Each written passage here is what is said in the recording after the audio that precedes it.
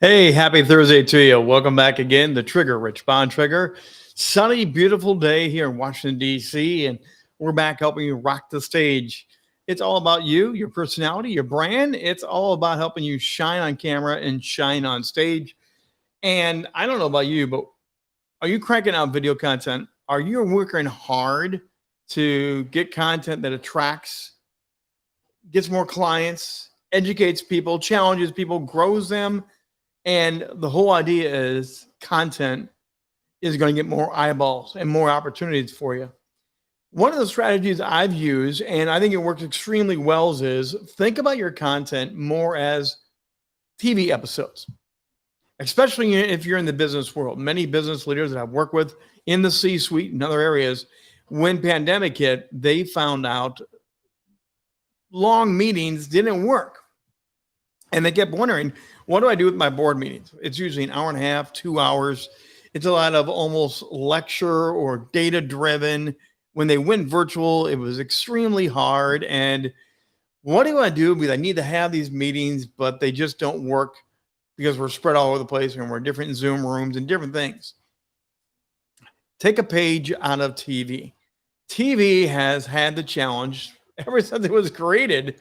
How do we have people come back every week and every week to get this information? And a lot of the shows started off very short. If you go back to the original TV, they were 15-minute shows.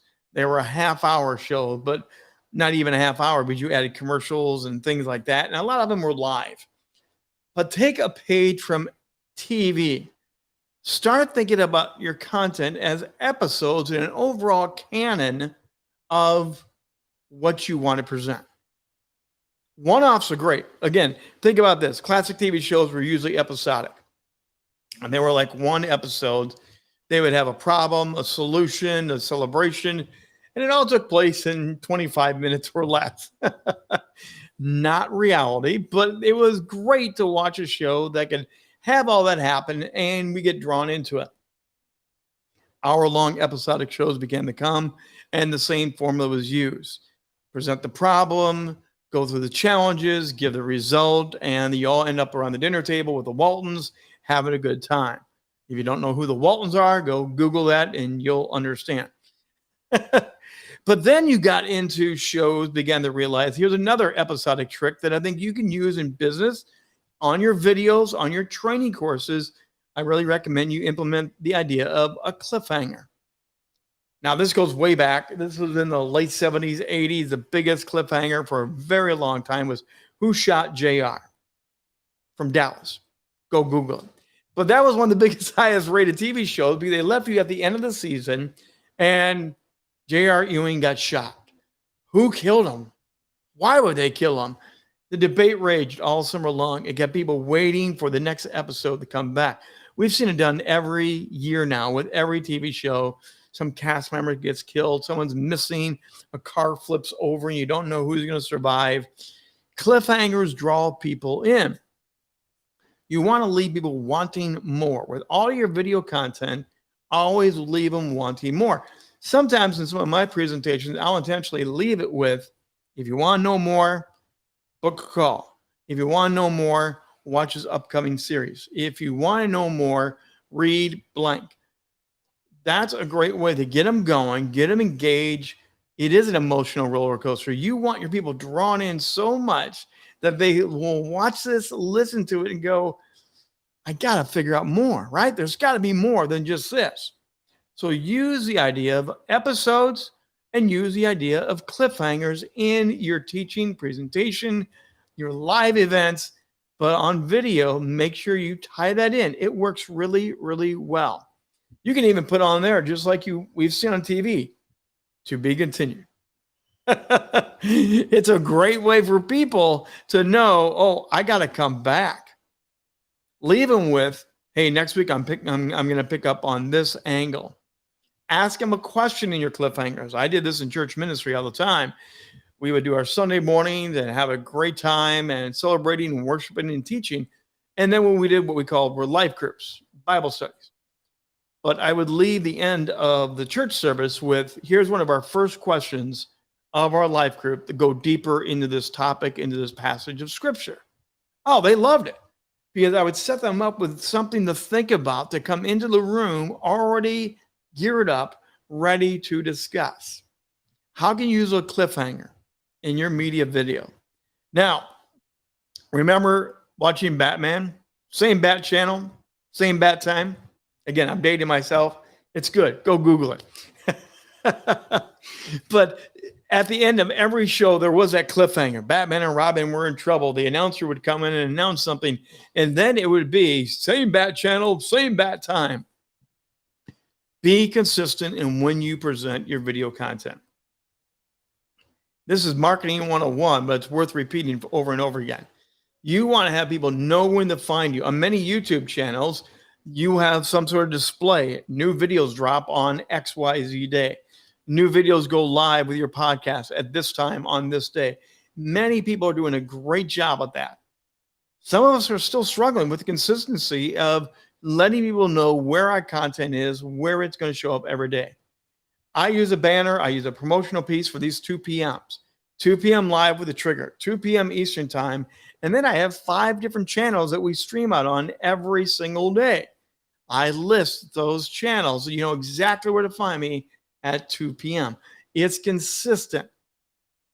Remember, when you're going to create video content, go back to TV again. If Monday Night Football is on Monday night, it's on Monday night. If NCIS is on Monday night, it's on Monday night. Now, here's another thing you can do. You can do crossover events. That's a big thing right now with many of the TV shows going on. If you have a partner, another podcaster, another influencer, and you want to work together, but it's still episode driven, do something collaborative where you'll both appear on one show. And then, hey, we're going to continue the conversation next week on their show. What you're doing is you're driving the audience from your platform to their platform. They are bringing their audience into your platform. When you think episodic and think crossover, it can be a powerful tool to grow your brand, gain more viewers, and tease up great content. Also, replays. When you think about episodic TV, the best thing that grew most of the major franchises was not the first run of the series. The first season is always a shakedown crew of any episodes, anything going on. What usually helps grow the longevity of these shows is replays. Use your episodes as replays. Lately, I've been using replays heavily on every weekend, every Saturday. I have a LinkedIn business page for Rock the Stage Media, and I have a personal page for Rich Trigger Bontrager, where this currently is streaming right now. Hi for those streaming along. But what I do with my Rock the Stage Media one, I use that for my replays. So I will set up literally 5 shows from this week, and I will put them on an automatic playback roll. So it's replay Saturday on Rock the Stage Media.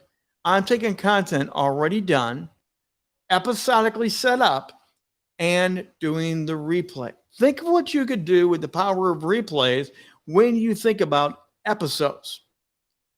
You have content, you have ideas, you're creating courses, and courses really are episodes bundled together for people to watch and to gain wisdom and knowledge of your specialty.